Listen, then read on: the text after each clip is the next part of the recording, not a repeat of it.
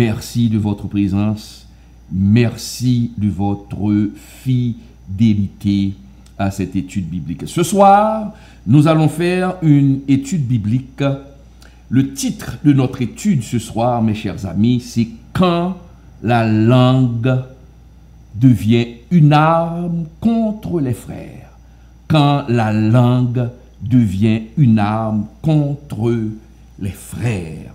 Et le passage d'appui pour cette étude, ce soir, mes chers amis, c'est Jacques 3, versets 5 et 6. Jacques 3, versets 5 et 6. Nous allons lire ensemble, c'est une étude biblique. Vous devez avoir votre Bible électronique ou encore une Bible normale, d'accord?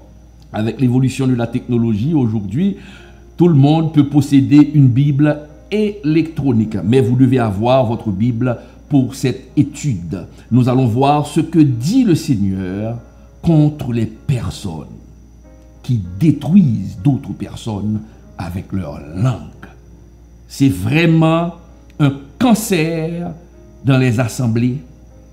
C'est vraiment un virus qui tue des familles, qui tue des mariages, le commérage, la calomnie, la langue. Le passage en question ce soir pour notre étude, mes chers amis, c'est Jacques 3, versets 5 et 6. Regardons ensemble. Jacques 3, verset 6. C'est ça? Rapidement, jetons un coup d'œil. Regardez ce que nous dit la Bible. La langue aussi est un feu. C'est le monde de l'iniquité. La langue est placée parmi nos membres, souillant tout le corps, enflammant le cours de la vie, étant elle-même enflammée par la GM. Mes chers amis, il est regrettable, mes chers amis, de constater le ravage ou les ravages que cause la langue, mes chers amis. Nous vivons dans un monde où la technologie, avec l'émergence de l'Internet, mes chers amis, avec l'émergence de la technologie, mes chers amis, la technologie a donné à chaque personne une tribune. Internet donne à chaque personne une tribune. Autrefois, mes chers amis, les gens discutaient dans des cercles privés. Mais aujourd'hui, avec la technologie, l'Internet, tout le monde a droit à la parole. Dans le temps, mes chers amis, les insensés, les vagabonds, les sans-culture discutaient autour d'un verre d'éthanol. En créole, autour d'un verre de clairin. Ils discutaient entre eux. Mais aujourd'hui, avec l'écho mondial à travers les réseaux sociaux, tout le monde a droit à la parole. Et n'importe qui, même quand il ne maîtrise pas un sujet, il ose parler de ce sujet parce que l'Internet lui donne droit au chapitre. Malheureusement, mes chers amis, avec cette opportunité, les gens utilisent l'Internet pour détruire d'autres personnes. D'autres inventent des mensonges sur d'autres personnes, sur des personnalités. Récemment, j'ai regardé tout le matraquage qui a été fait contre le remariage du père et du pasteur Marcelo Tounasi. On a inventé des choses. On a même dit que la femme Esther est membre et travaille à la compassion, que le pasteur Marcelo avait déjà une liaison avec cette femme à l'église, et c'est la raison pour laquelle Maman Blanche est décédée parce qu'elle avait sur le cœur le poids de ce secret. Et, mes chers amis, Esther n'a jamais mis les pieds au Congo, sinon dernièrement, lorsqu'elle a accompagné le pasteur Marcelo. Donc vous voyez, la langue peut détruire beaucoup de gens. La langue discrédite, mes chers amis. Beaucoup de chrétiens ne réalisent pas la gravité de leurs paroles, ne réalisent pas ce que peuvent faire des paroles blessantes. Des mots destructeurs sont prononcés dans les églises. Des mots destructeurs sont prononcés souvent pour nuire à un frère. Des mots destructeurs sont prononcés pour discréditer une sœur, pour détruire la personnalité d'une sœur, ou saboter une relation entre un ouvrier et son pasteur. Des fois, il y a beaucoup de jalousie. S'il y a un ouvrier qui est proche du pasteur, les autres le voient et ils concoctent des histoires pour dire au pasteur que celui qui est auprès de toi, ce n'est pas quelqu'un de sérieux. Ils inventent des choses pour tuer ce frère qui est proche du pasteur. Moi, j'ai vu des choses. J'ai vu des choses. Des hommes qui louent le Seigneur du haut de la chair, le dimanche, qui prient et qui parlent même en d'autres langues, mais ces hommes-là et ces femmes-là ne peuvent pas contrôler leur bouche. Avec leur langue, ils détruisent d'autres personnes. Ils détruisent, mes chers amis. Donc, et il y a même des ouvriers, selon ce que j'ai appris, ce que j'ai vécu, il y a des ouvriers qui vont même jusqu'à filmer des scènes compromettantes pour nuire à la réputation de croyants. Mais mes chers amis, c'est grave. Surveiller quelqu'un pour filmer cette personne et ensuite l'envoyer à un responsable, à une autorité, pour discréditer l'autre. Pour discréditer l'autre. Il y a des chrétiens, ce sont des agents de la CIA. Tout ceci pour des avantages. Mais l'Écriture nous avertit, Dieu nous avertit clairement que celui qui ne sait pas maîtriser sa langue, celui qui complote ou celle qui complote en cachette pour détruire un frère innocemment ne restera pas impuni.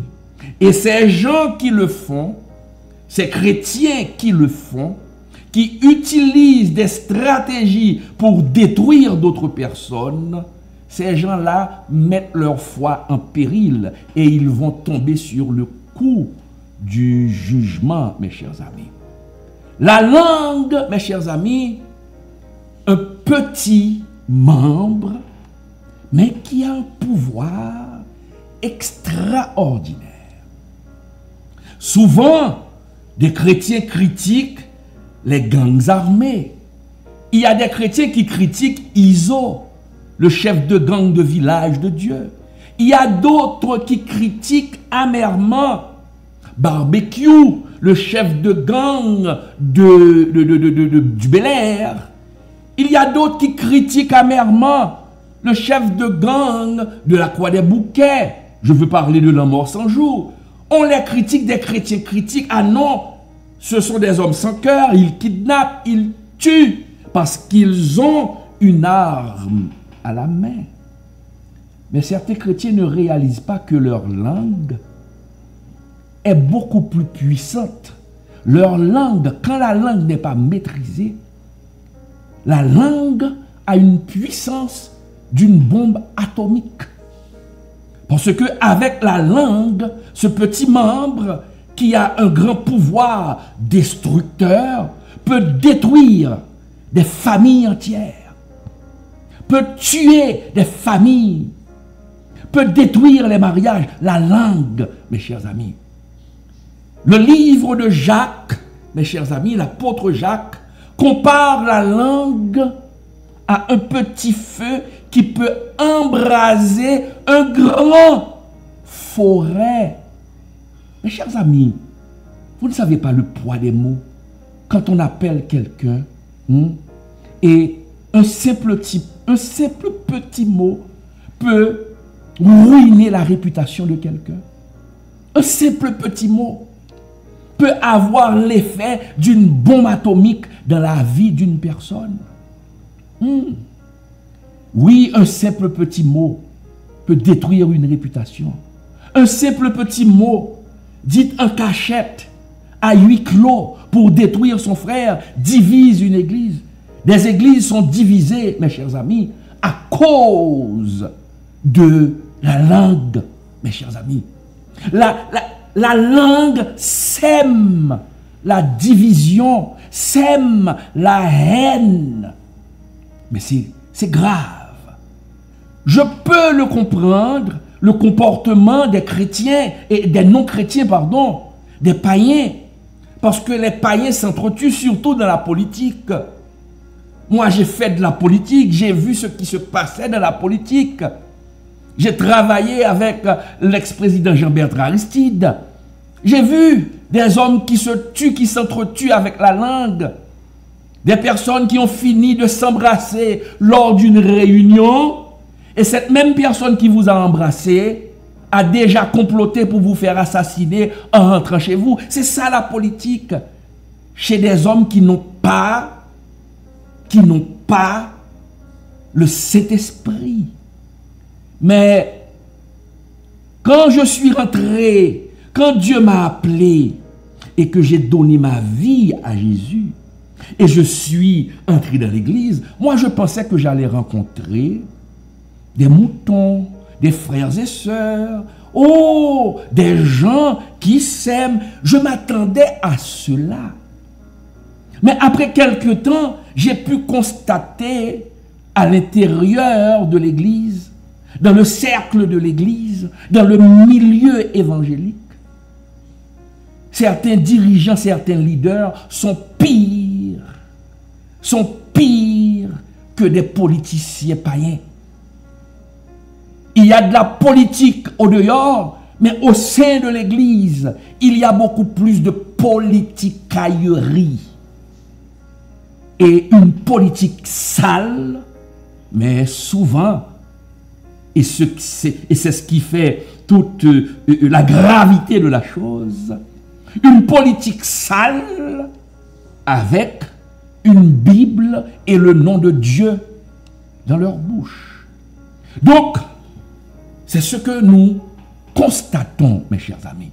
C'est ce que nous vivons. La langue détruit.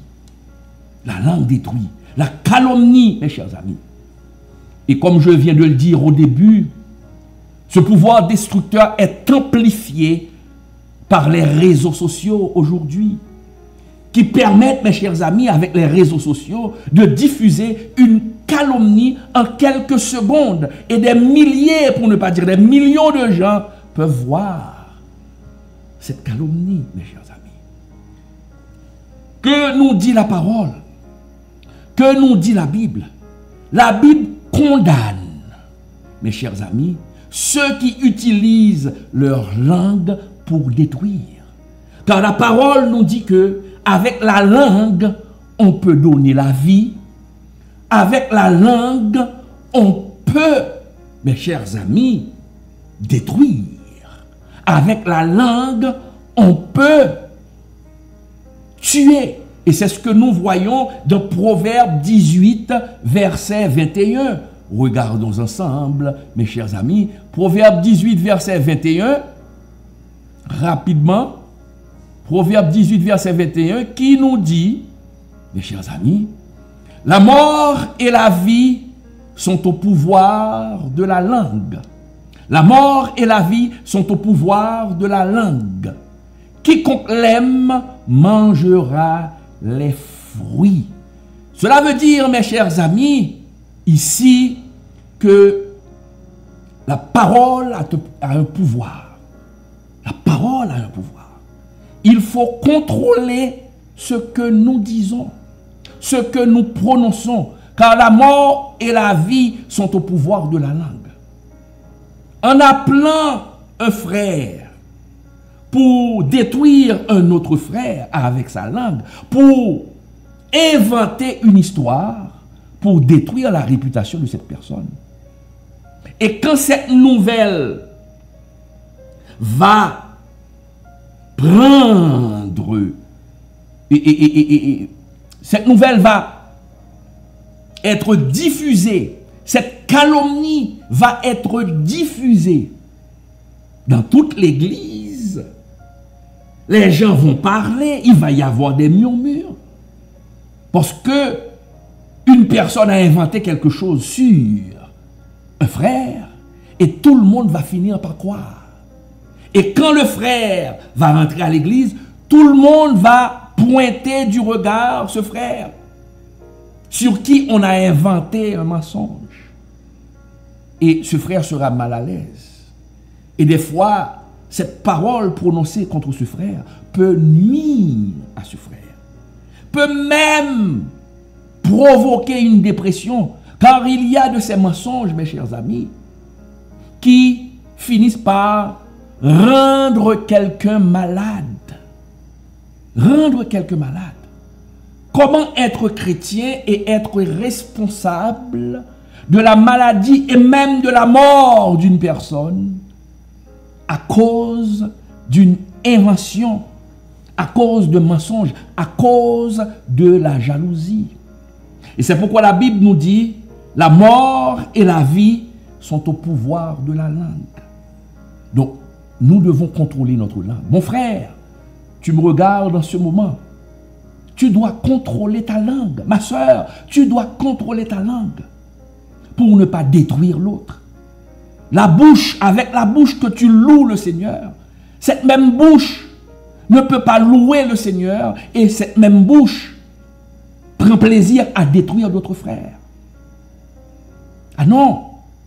Et cette étude, c'est un avertissement que Dieu donne à ceux et à celles qui sont à l'église et qui prennent plaisir à détruire d'autres personnes avec leur langue. Parfois, ils sont des rapporteurs. Ils entendent quelque chose et rapportent quelque chose pour faire marcher la division, si je puis m'exprimer ainsi.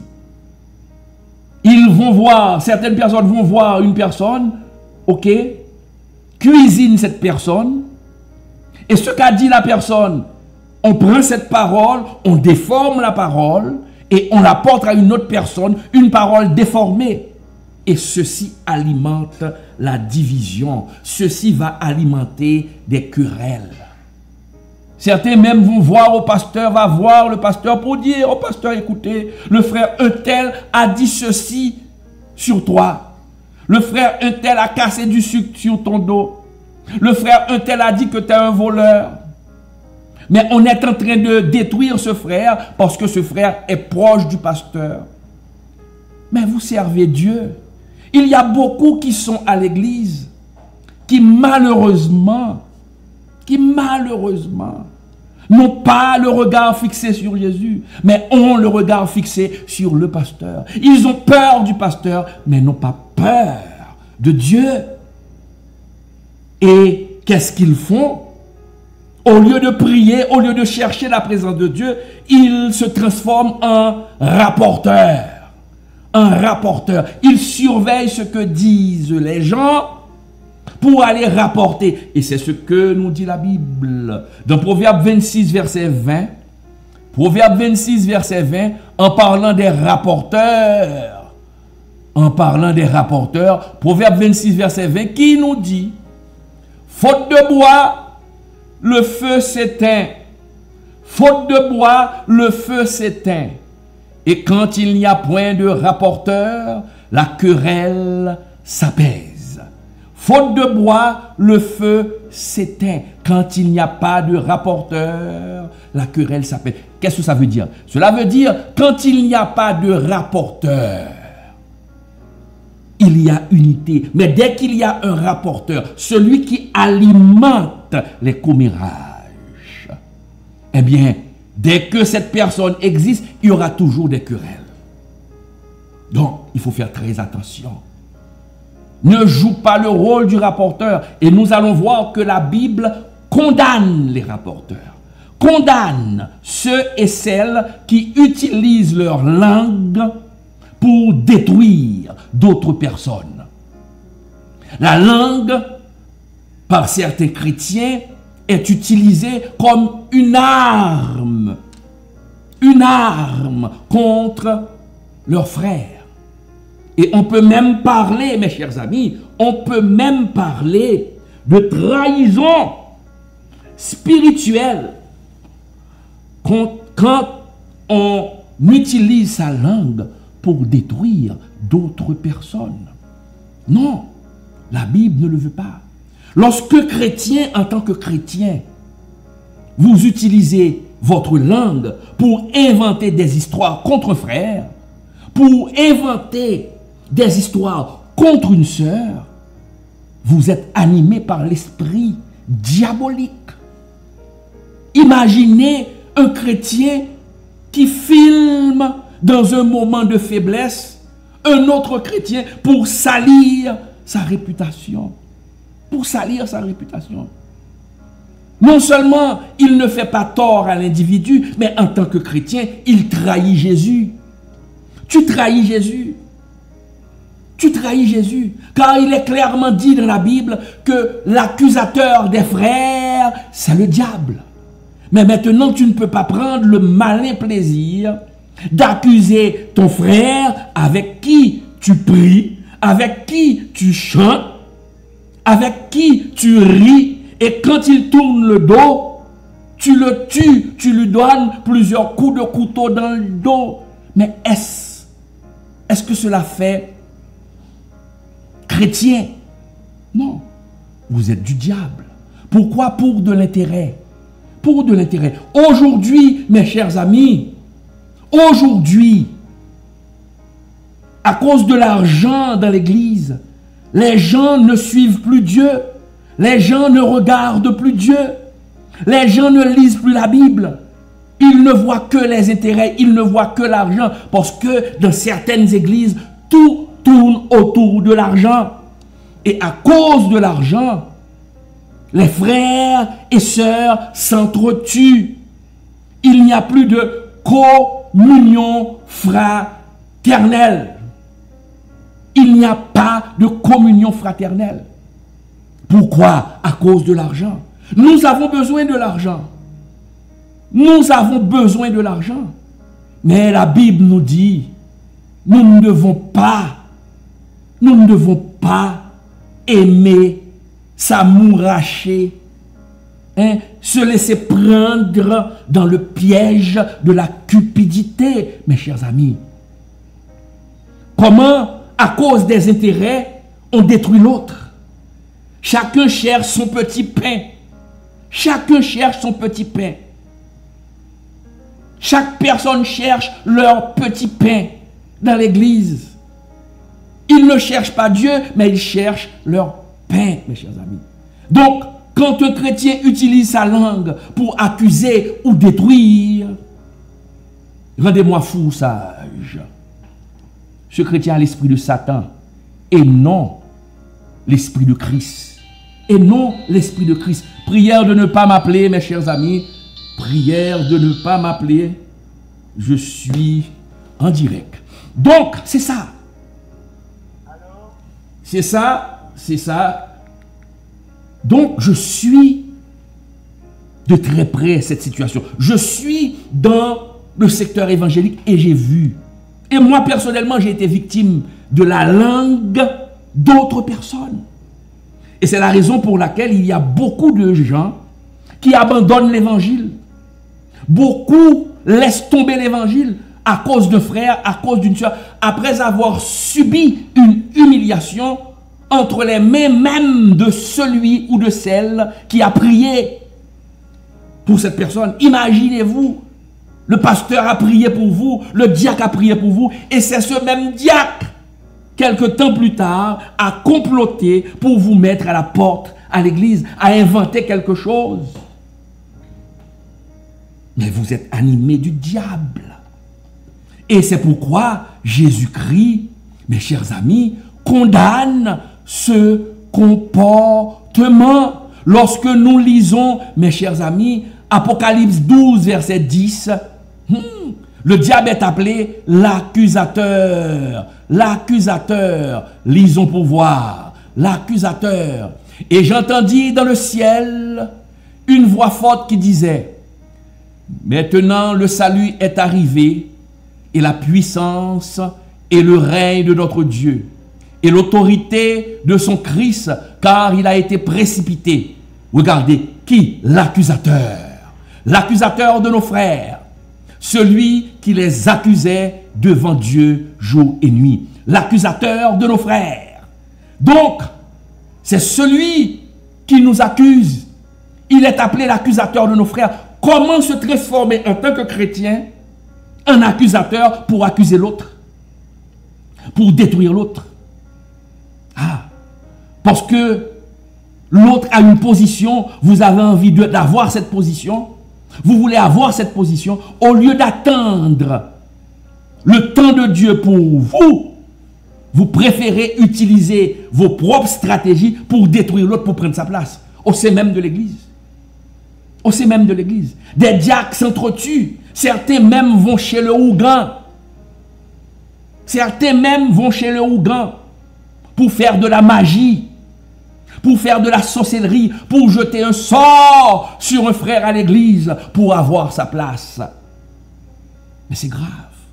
Et c'est le genre de situation qui finit par discréditer l'église. Des gens fuient l'église.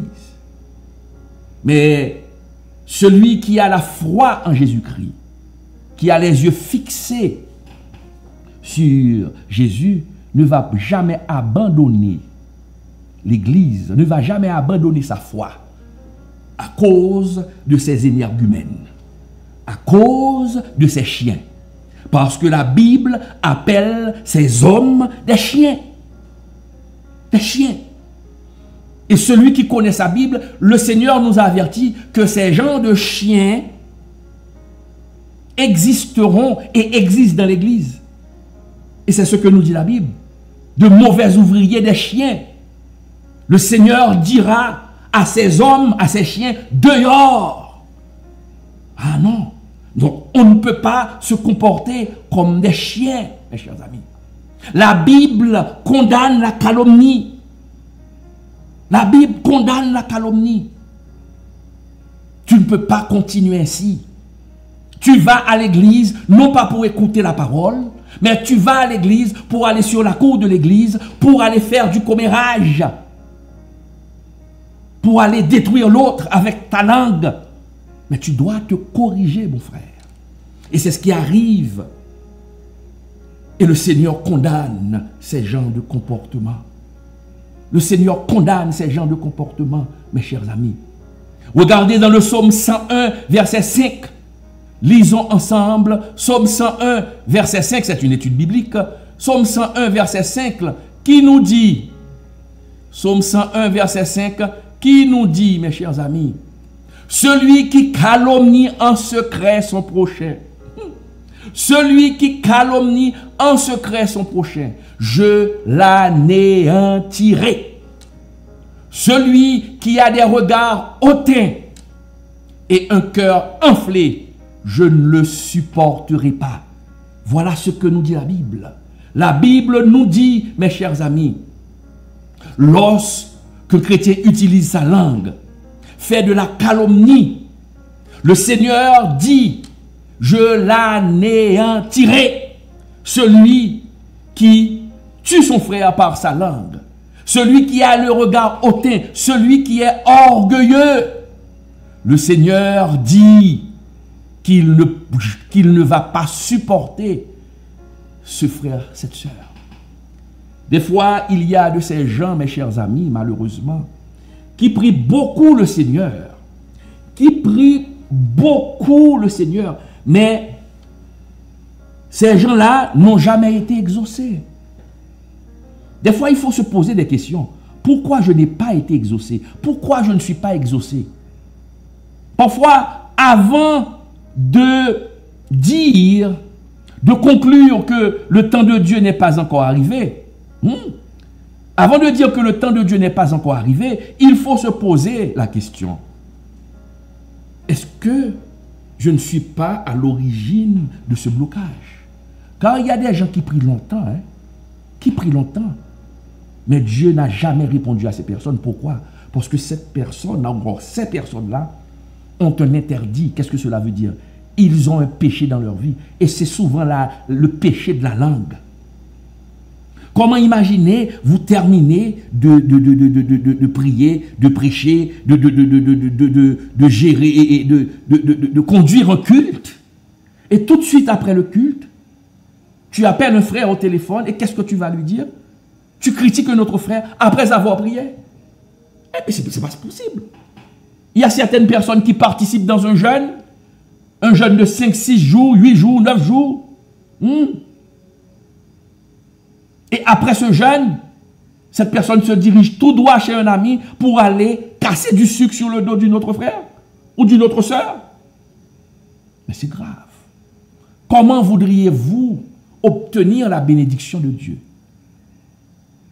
Des fois, on se pose la question, mais Dieu n'écoute pas ma prière, Dieu ne m'entend pas. Mais le problème, ce n'est pas Dieu, le problème, c'est vous. Le problème, c'est vous, ce n'est pas Dieu.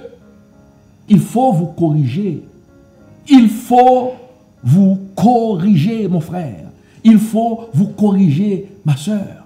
Et c'est ce que dit la parole de Dieu, parce que le Seigneur déteste. Le Seigneur hait les calomniateurs. Et c'est pourquoi vous ne progressez pas. Vous ne progressez pas parce que vous êtes un calomniateur. Vous êtes bloqué. Vous regardez la délivrance, mais vous ne pouvez pas l'obtenir. La délivrance vient, la bénédiction arrive dans votre main, mais rapidement, à peine arrivée, la bénédiction s'échappe. Tu trouves un travail, 2, 3, 4 jours, on te renvoie. C'est pas Dieu, c'est toi. Ta langue constitue une malédiction. Et le Seigneur nous dit, dans Proverbe 6, verset 16-19, Proverbe 6, verset 16-19, regardons ensemble, Proverbe 6, verset 16-19, qui nous dit, c'est une étude biblique, regardez, il y a 6 choses que hait l'Éternel, et même 7 qu'il a en horreur: les yeux hautains, la langue menteuse, les mains qui répandent le sang innocent, le cœur qui médite des projets iniques, les pieds qui se hâtent de courir au mal, le faux témoin qui dit des mensonges, le faux témoin qui dit des mensonges, et celui qui excite des querelles entre les frères. Est-ce qu'on est là? Est-ce qu'on comprend? Le Seigneur déteste. Le Seigneur déteste ces genres de choses, mes chers amis. Déteste.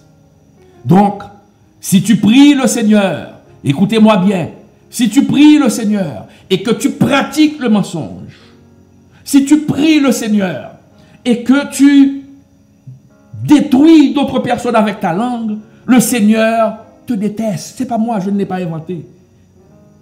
On vient de le lire. Il y a 6 choses que hait l'Éternel. 6 choses que hait l'Éternel.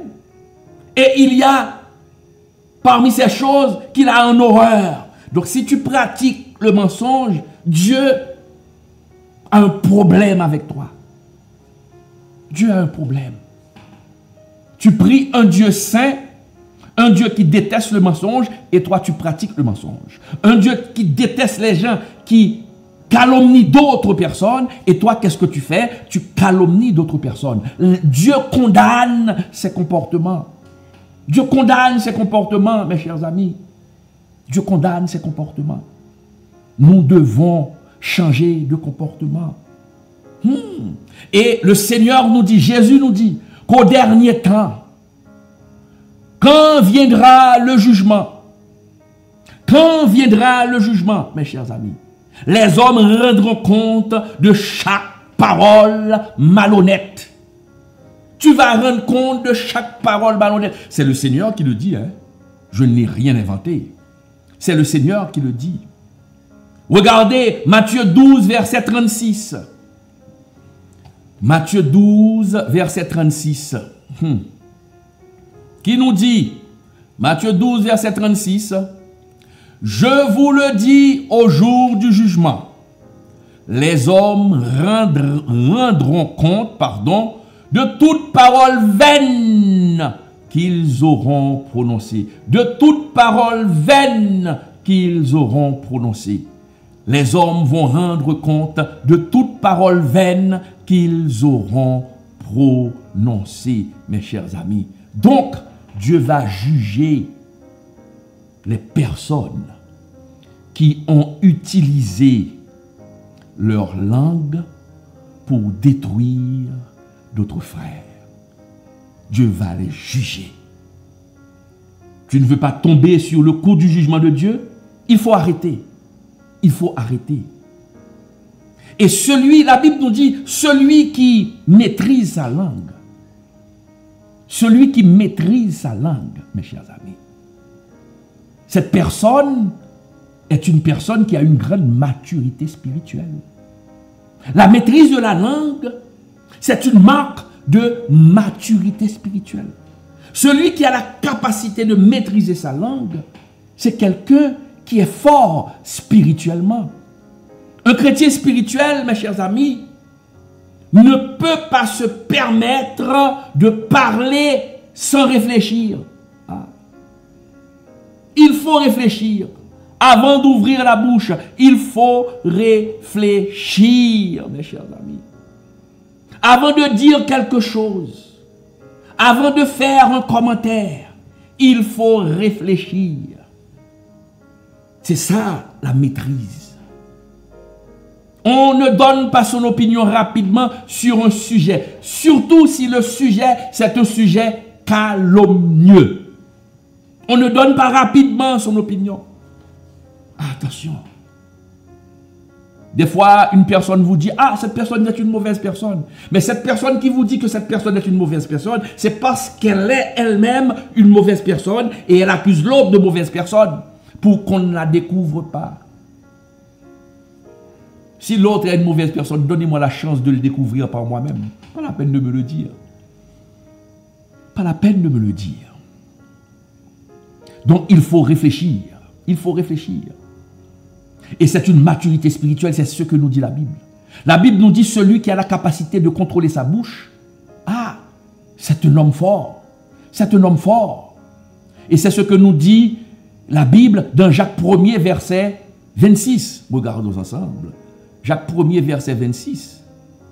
Jacques 1er, verset 26, qui nous dit, regardons, regardons rapidement. Si quelqu'un croit être religieux, sans tenir sa langue en bride, si quelqu'un se croit être religieux, sans tenir sa langue en bride, mais en trompant son cœur, la religion de cet homme est vaine. La religion de cet homme est vaine, mes chers amis. Et c'est clair. Si quelqu'un se dit être chrétien, voilà, je peux le dire, je peux paraphraser. Si quelqu'un se dit être chrétien et que cette personne ne peut pas contrôler sa langue, dès qu'elle ouvre sa bouche, elle ne fait que médire d'une autre personne, cette personne n'est pas chrétienne, c'est ce que nous dit la Bible. C'est ce que nous dit la Bible.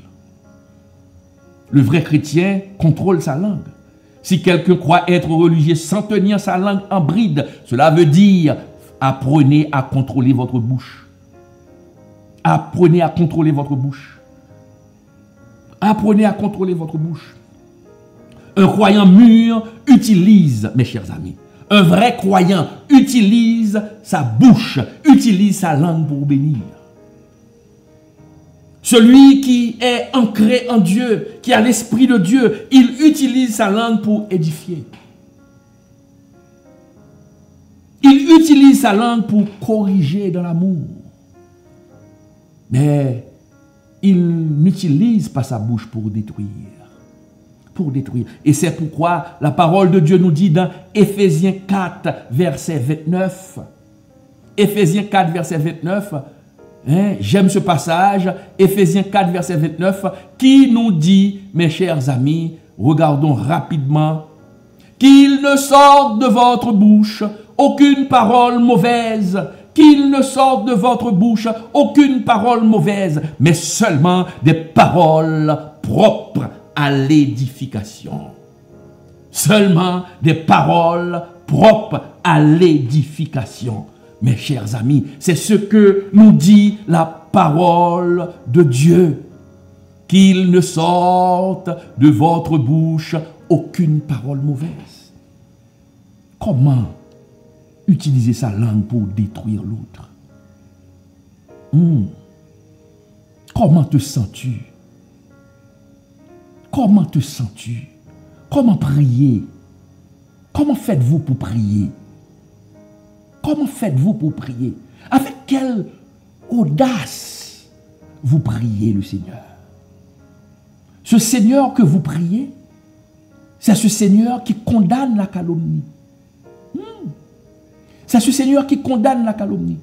Ce Seigneur que vous priez, que vous invoquez, c'est ce Seigneur qui nous dit qu'il ne sorte de votre bouche aucune parole mauvaise. Mais tu détruis les autres avec ta langue. Non. Le Seigneur parle à quelqu'un à travers cette étude. Tu dois te corriger. Le Seigneur veut te bénir, mais tu constitues un obstacle à ta bénédiction. Beaucoup de gens constituent un obstacle. Des fois, ce n'est pas le diable. On accuse trop souvent le diable. Parfois, le diable n'est pas responsable. Vous êtes le diable. Et il y a de ces gens-là qui sont plus méchants que le diable. Ah non. Comment faire ces genres de choses? Il faut mettre la paix. Vos paroles doivent être des paroles douces qui amènent la paix. Et c'est ce que nous dit Proverbe 15, verset 1er. Proverbe 15, verset 1er, mes chers amis, qui nous dit une réponse douce calme la fureur, mais une parole dure excite la colère. Des fois, une personne vous attaque, mes chers amis, la personne vous attaque avec des paroles dures. Toi, réponds à cette personne avec des paroles douces. Un autre passage dans Colossiens 4, verset 6. Que votre parole soit toujours accompagnée de grâce, assaisonnée de sel. De grâce, assaisonnée de sel, mes chers amis. C'est ce que nous dit la Bible. Nous devons être des gens. Nous devons être de bonnes personnes. Aujourd'hui, mes chers amis, en ce moment, Dieu appelle l'Église à la repentance. Quand je parle d'Église, je ne parle pas des murs. Mais Dieu appelle l'Église à la repentance. Dieu appelle les chrétiens à la repentance. La repentance, ce n'est pas l'affaire des païens. Il y a des gens qui sont à l'Église, il y a des chrétiens qui sont à l'Église, qui ont besoin de repentance. Qui ont besoin de repentance. Et qui ont besoin de restauration. Car ces gens-là sont méchants. Ils sont méchants. Il est temps, mes chers amis, pour que les chrétiens se repentent. Il est temps, mes chers amis, que les chrétiens qui utilisent leur langue pour détruire d'autres personnes, que ces chrétiens se repentent de l'usage destructeur de la langue. Ces gens-là méritent d'être repentis. Vous devez vous repentir. Sinon, le Seigneur va frapper. C'est une étude biblique, certes, mais c'est aussi un avertissement pour ceux qui détruisent d'autres personnes avec leur langue. Regardez ce que nous dit la Bible. Ça peut arriver par inadvertance qu'on blesse quelqu'un. Et parfois, on blesse quelqu'un de manière préméditée. Qu'est-ce que cela veut dire? De manière préméditée. On prépare minutieusement la blessure que nous allons infliger à une personne. Des fois, on peut par inadvertance nuire à quelqu'un, blesser quelqu'un. Il faut demander pardon. Mais aussi, si vous avez préparé votre attaque pour blesser quelqu'un et vous l'avez blessé, vous allez aussi lui demander pardon. Si vous avez blessé quelqu'un par vos propos malveillants, par des diffamations, mensonges, Dieu nous appelle, mes chers amis, à la repentance. Dieu nous appelle à la repentance. Nous devons nous corriger, mes chers amis. Dieu appelle à la repentance. Regardez ce que Dieu nous dit dans Matthieu 5, verset 23-24. Lisons Matthieu 5, verset 23-24. La parole de Dieu nous dit, rapidement, si donc tu présentes ton offrande à l'autel, et que là tu te souviennes que ton frère a quelque chose contre toi, laisse là ton offrande devant l'autel, et va d'abord te réconcilier avec ton frère, puis viens présenter ton offrande. Il faut comprendre ce passage, mes chers amis. Des fois, nous prions, mais nous versons de l'eau sur l'aile du canard. Notre prière n'est pas entendue.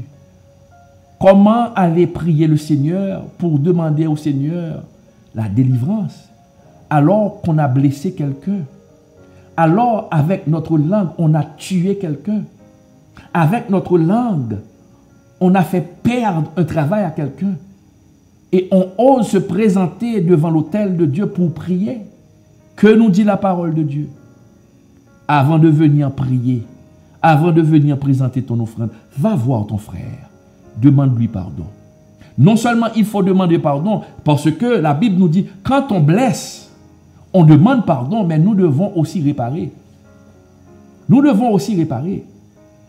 Ah oui. Le pardon ne suffit pas. Il faut réparer. Parce que des fois, nous causons vraiment du tort à nos frères.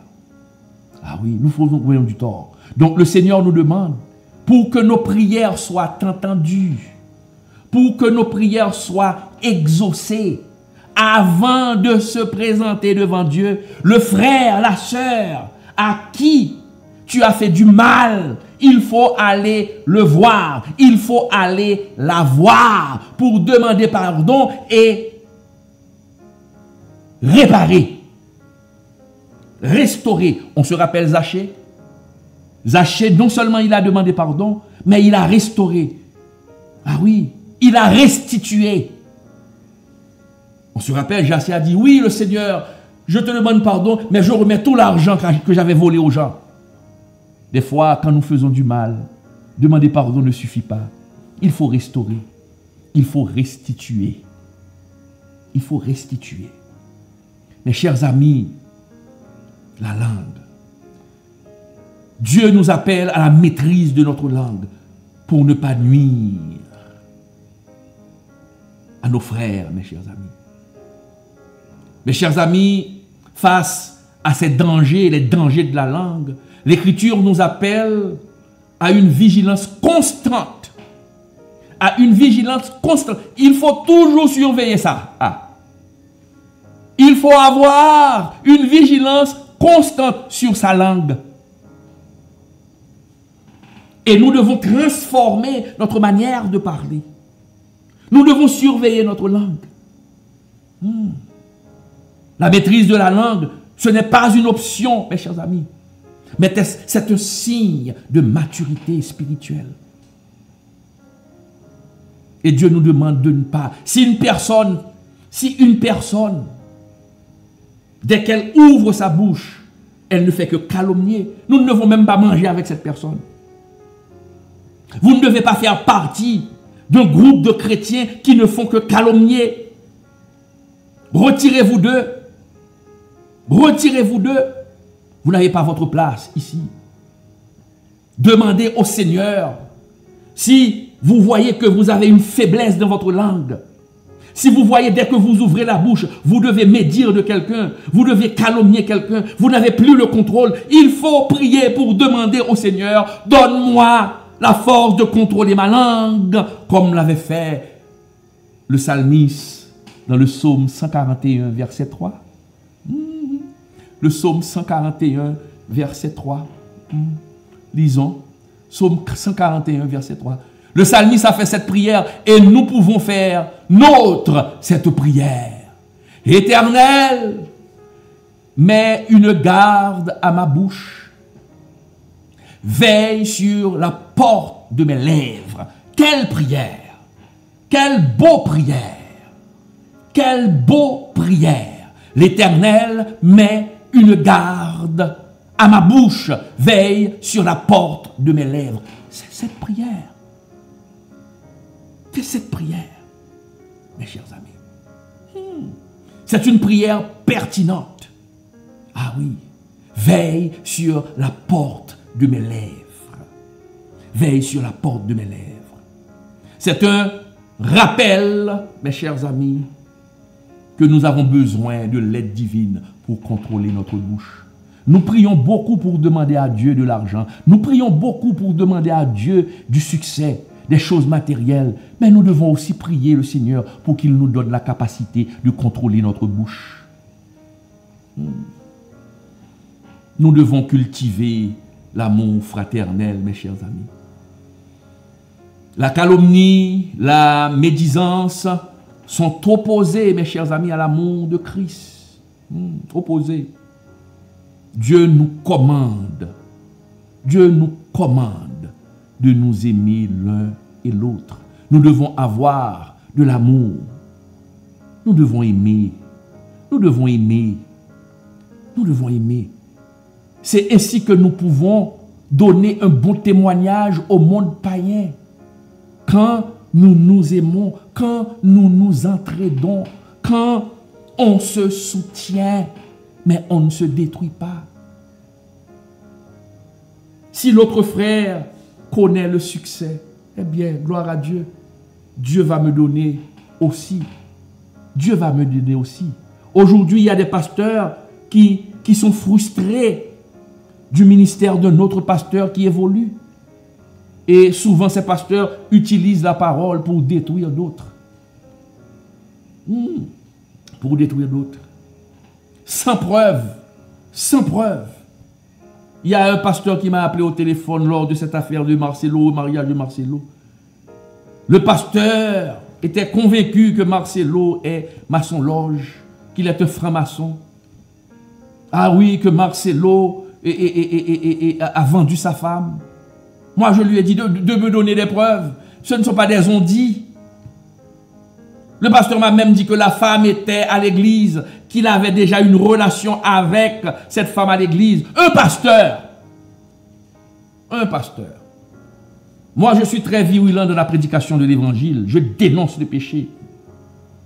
Je dénonce le péché, mais je ne m'attaque pas aux gens. Je dénonce le péché, mais je ne m'attaque pas aux gens.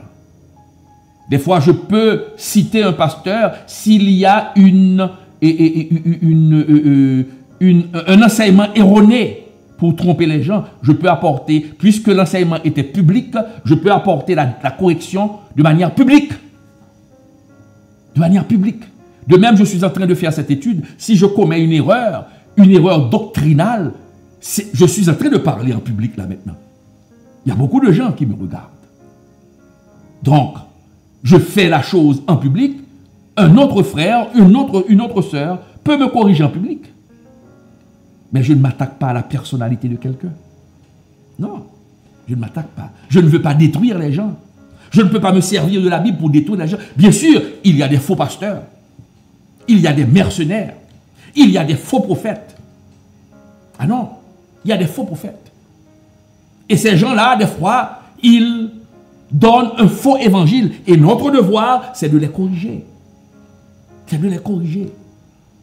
Et de les corriger. Et la Bible nous demande de les corriger. Donc, la Bible nous demande de nous aimer. Mais on ne peut pas aimer un frère et détruire ce frère avec sa langue à cause d'une position. Lorsque nous lisons, mes chers amis, et Jean 13, verset 34-35, qui nous dit, regardons, je vous donne un commandement nouveau, aimez-vous les uns les autres comme je vous ai aimé. Aimez-vous les uns les autres comme je vous ai aimé. Vous aussi aimez-vous les uns les autres.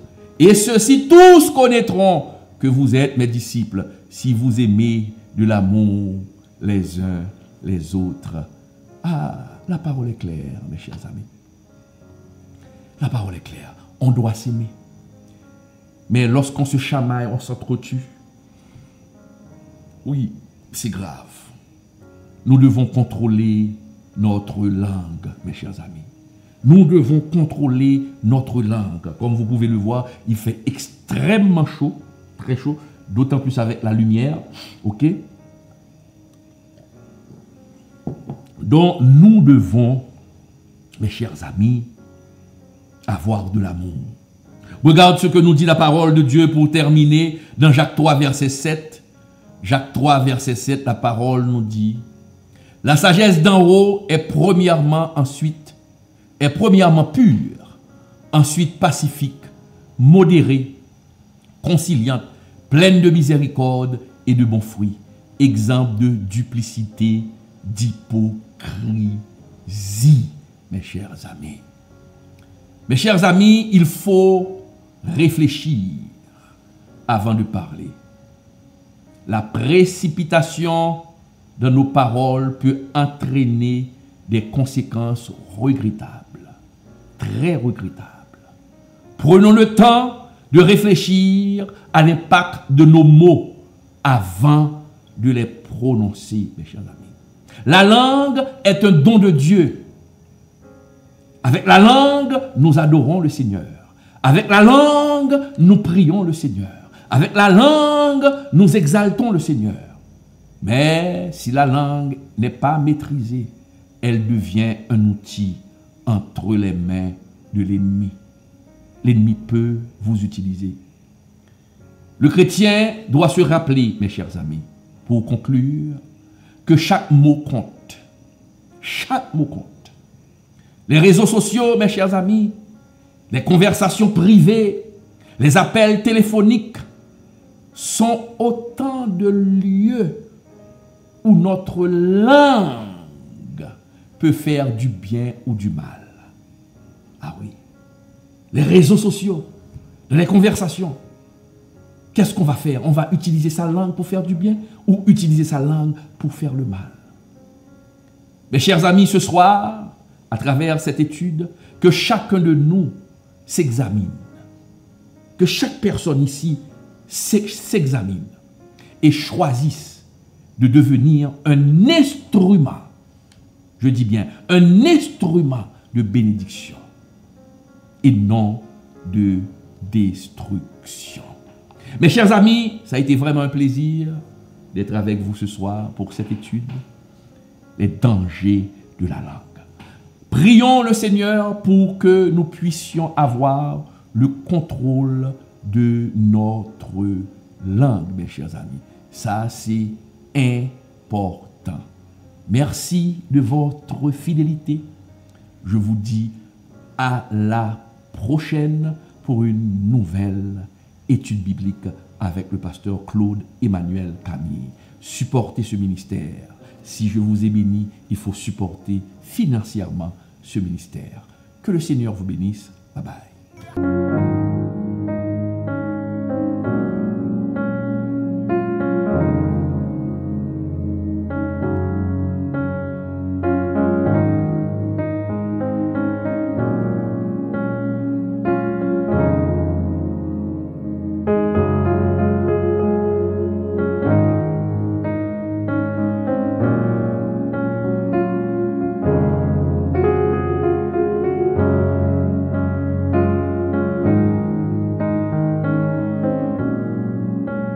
Pourquoi faut-il soutenir ceux qui prêchent la parole? Savais-tu que la Bible enseigne qu'il faut soutenir ceux qui nous enseignent la parole? Et tu vas voir pourquoi c'est important. Dans Galates 6:6, il est écrit « Que celui à qui l'on enseigne la parole fasse part de tous ses biens à celui qui l'enseigne. » Cela signifie que lorsqu'on reçoit un enseignement spirituel, il est normal d'aider ceux qui nous instruisent. Dans 1 Corinthiens 9:14, Paul rappelle « Le Seigneur a ordonné à ceux qui annoncent l'Évangile de vivre de l'Évangile. Jésus lui-même a prévu que ceux qui consacrent leur vie à prêcher doivent pouvoir en vivre. » À l'époque biblique, les apôtres voyageaient et dépendèrent des dons des croyants pour continuer leur mission. Aujourd'hui, c'est pareil.